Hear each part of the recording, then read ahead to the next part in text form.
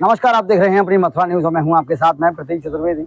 आज सुबह का एक मामला हुआ जिसमें एक सराफा व्यापारी के यहां ईडी का नाम लेकर कुछ ठग उनके घर पहुंचे और उनसे दस्तावेजों की मांग की और कहा कि हमारे पास सर्च वारंट है। इसको लेकर जहां यह मामला पूरे मथुरा में गरमाया हुआ है, वहीं मथुरा पुलिस और स्थानीय थाना प्रभारी इस घटना का खुलासा करने के लिए तत्पर हैं और लगातार इस घटना का खुलासा करने में लगे हुए हैं। वहीं मौके पर एसओजी और स्वाट टीम भी पहुंच गई है और वह भी इस घटना का खुलासा करने में लगी हुई हैं। वहीं नजदीक में ही महापौर हैं, मेयर, उनका निवास है। उनके द्वारा कहा गया कि ये जो घटना हुई है यह शोचनीय घटना है और जल्द से जल्द इन घटनाओं पर लगाम लगे तो इस पर पुलिस कार्य करे। वहीं यह मामला कृष्णा औचित का है और सराफा व्यापारी के सतर्कता के चलते आज बहुत बड़ी घटना होने से बच गई। इस पर क्या कहा सर्राफा व्यापारी ने और क्या कहा महापौर विनोद अग्रवाल ने, सुने। मथुरा में सर्राफा व्यापारी के यहाँ ईडी के अधिकारी बन घर में घुसे ठग। वहीं व्यापारी की चतुराई के चलते उनकी कोशिश रही नाकाम।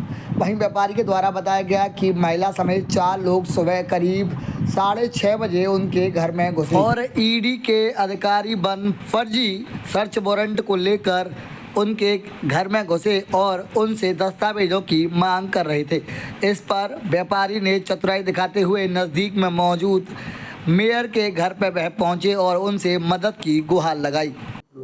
आज सुबह करीब 6:20 के आसपास 4 लोग मेरे घर पे आए, जिसमें एक ने पुलिस की दरोगा की वर्दी पहन रखी थी, एक लेडीज़ थी और 2 अधिकारी बनकर आए।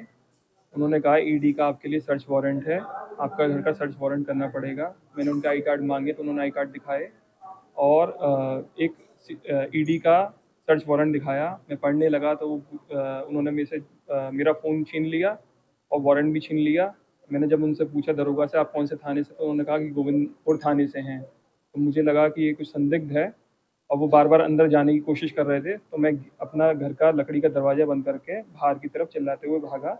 उनमें से एक जना मेरे पीछे भी आया, जो मेरे पीछे पीछे कॉलोनी के और घर के पीछे भी गया और उन्होंने बोला कि ये ईडी का केस है। उन लोगों से भी ये बोला और फिर वो यहाँ से भाग गए गाड़ी में बैठ के। इस तरह से क्या कह रहे थे वो और कहाँ से कुछ ज़्यादा इस तरह से कैसे सोल्व होता है? आप कौन लोगों से और पुलिस को क्या बुलाया? पुलिस हमने उसके तुरंत बाद 100 नंबर पे फ़ोन करके गाड़ी बुलाई। उन्होंने हमने जो गाड़ी की डिटेल दी थी वो उनको दे दी और जो फ़ोटोज़ हमारे पास थी वो भी शेयर कर दी हैं। उसके बाद गोविंदनगर थाने से एसएसपी साहब सब लोग यहाँ आ चुके हैं, एसएचओ साहब भी 3-4 बार आ चुके हैं। इस वक्त एसओजी टीम हमारे घर पर है और वो सब जानकारी कर रही हैं। उन्होंने बताया कि फ़ोन जो है अजई थाने के आसपास लोकेशन ट्रैक हुई है, फ़ोन तो नहीं मिल पाया मेरा, बस यही बात है। आपका फ़ोन साथ में ले गए? जी। कौन सी कंपनी का, कौन सा फ़ोन? सैमसंग का फ़ोन था S23। अच्छा, जिस तरह से यहाँ जो लोग आए थे तो सीसीटीवी में अपने कैद हुआ सारा? जी, सीसीटीवी में सबकी फ़ोटोज़ हैं, वीडियोज़ हैं, वो हमने पुलिस प्रशासन के साथ शेयर कर दी हैं। कौन किस प्रकार से ले गए आपको? उन्होंने कहा कि आप किसी को फ़ोन नहीं कर सकते हैं। मैंने कहा कि मैं पता करता हूँ कि थाने में, कौन से थाने में आप उन्होंने कहा था लोकल पुलिस लेके आए हैं, तो मैंने कहा मैं पता करता हूँ एसएसपी साहब से। तो उन्होंने हमारा फ़ोन ले लिया कि आप फ़ोन नहीं कर सकते, कर सकते। मुझे लगा तो मैं अपने लकड़ी का दरवाज़ा बाहर से बंद करके भाग गया। आपकी सूझबूझ से आज एक बड़ी घटना हुई? लगता तो यही है। जी, मेरे साथ सुबह एक मामला आया है ईडी का, जो लोगों के द्वारा कहा जा रहा है फर्जी ईडी से। क्या मामला है? हमारे आवास के सामने हैं किशनलाल सराफ। उनके घर में कोई 4 लोग आए, जिसमें एक पुलिस की वर्दी पहने हुए था व्यक्ति, एक महिला थी और 2 व्यक्ति अधिकारी के रूप में उनके पास आए और उनका दरवाज़ा खटखटा के उनसे कहा कि हम ईडी से आए हैं। तो उन्होंने इवेंचुअली पूछा कि आप ईडी से आए हैं तो अपना आई कार्ड दिखाइए। उन्होंने आई कार्ड दिखाया जो उन्होंने पहन रखा था। बोले क्या क्या किस विषय में पाए हैं? तो बोले सर्च वारंट है आपके खिलाफ। बोले सर्च वारंट दिखाइए। तो और हम लोकल पुलिस को अपने साथ लेके आए हैं। तो उन्होंने सर्च वारंट दिखाया। उन्होंने देखा सर्च वारंट, तो आप आदमी प्रिंट कर ही लेता है, वो तो कभी किसी का देख के, ये शातिर लोग होते हैं, कर लिया। और उन्होंने पूछा कि किस थाने से आई है पुलिस? तो बोले गोविंदपुर थाने से। तो उनको डाउट हुआ, गोविंदपुर थाना तो कोई है ही नहीं। जिस थाने से व्यक्ति आएगा उस थाने का नाम गलत नहीं बता सकता है, दूसरे कहीं बाहर से आया आदमी वो तो बता सकता है गलत, उसको कन्फ्यूजन हो। तो उनको डाउट हुआ और उन्होंने गेट को अपने को बाहर से लॉक किया। वो लोग प्रेशर कर रहे थे उस पर कि अंदर चलिए और अंदर चल के बात करेंगे। बोले वो उसने दरवाज़ा बाहर से बंद करके और वो बाहर निकल आया और सबको, हमारे यहाँ भी आए थे वो, आपसे ही बात दरवाज़ा, हुई? हाँ दरवाज़ा खटखट नहीं, उसने ओनर ने, किशन जी के बेटे अश्विनी ने मेरे हमारे दरवाजे में भी सुबह 6:15 6:30 का वक्त होगा तो आवाज़ लगाई थी। अब मैं तो शायद अंदर, और हो सकता है फ्रेश होने गया हूँ या कोई नहीं सुन पाया। फिर उसके बाद मैं चाय पी रहा था तो उस समय फिर हमारा स्टाफ अंदर आया। वो बोला कि ऐसे ऐसे घटना इस प्रकार की हो गई है, कुछ लोग उनके यहाँ, अश्विनी जी के यहाँ आ गए हैं।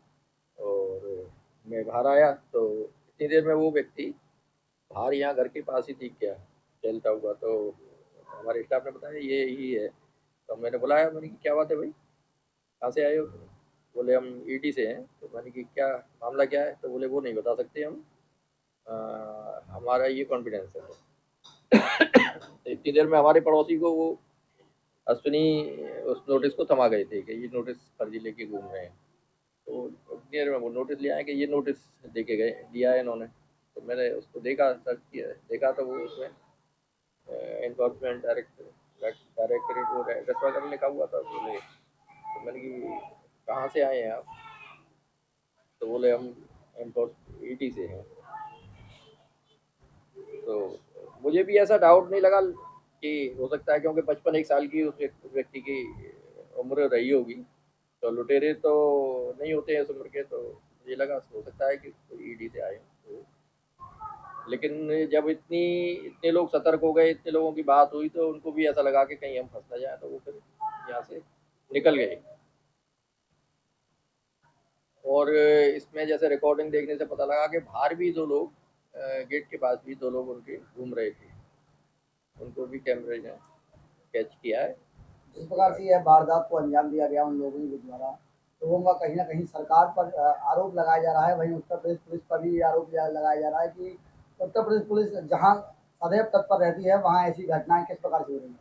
नहीं, देखिए घटनाओं को तो रोकना संभव नहीं होता है। जो व्यक्ति क्रिमिनल होते हैं वो अपने प्रयास करते रहते हैं, लेकिन हमारी पुलिस तत्पर 112 नंबर पे जब उन्होंने कॉल किया, वो पुलिस भी तुरंत आ गई, थाने की पुलिस भी तुरंत आ गई। और रूप से इस घटना को भी हमारी पुलिस जल्दी ही वर्कआउट कर देगी, खोल देगी और अपराधियों को पकड़ा जाएगा, ऐसा मेरा भरोसा है अपनी पुलिस पर। जिस प्रकार से मथुरा में कभी साइबर ठग तो कभी ये ईडी के आड़ में लोगों से फ्रॉड कर रहे हैं, ठगी कर रहे हैं। देखिए समय के साथ साथ क्रिमिनल्स भी अपना मोडस ऑपरेंडी बदलते रहते हैं। पहले किसी ज़माने में भैंस चोरी करते थे, फिर वाहन चोरी करते थे, फिर टटलू काटते थे, लोगों का अपहरण होता था। वो एक अमुक क्षेत्र है जो उसमें रखते थे। अब वो साइबर क्राइम का वक्त आ गया, नए नए तरीके अपनाते रहते हैं क्रिमिनल्स। तो अब इन पर किस और प्रकार से लगाम लगाई जाएगी? नहीं, हमारी पुलिस, हमारे उत्तर प्रदेश की पुलिस बहुत अच्छे तरीके से इन पे लगाम लगा रही है और इनको दंड भी पूरी तरीके से दिया जा रहा है। आपके माध्यम से, मीडिया के माध्यम से ही पता चलता है कि अपराधियों को दंडित किया जा रहा है, ऑन स्पॉट दंडित किया जा रहा है। और निश्चित रूप से उनके जो हौसले हैं वो तो कम हुए हैं, लेकिन अपराध को जीरो कहीं भी नहीं किया जा सकता, क्योंकि अमेरिका जैसे समृद्ध देश में, विकसित देश में भी अपराध होते हैं। लेकिन अपराधी को वर्कआउट करना, अपराध को पकड़ना, अपराधी को पकड़ना, अपराध को वर्कआउट करना, ये महत्वपूर्ण है और इसमें हमारी पुलिस निरंतर सफलतापूर्वक काम कर रही है। प्रतिदिन जो अपराधी होते हैं उनके खिलाफ कार्रवाइयाँ की जा रही हैं और इस जो आज की घटना हुई है, सभी कार्रवाई शीघ्र ही की जाएगी, ऐसा मेरा पूरा अपनी पुलिस पर भरोसा है।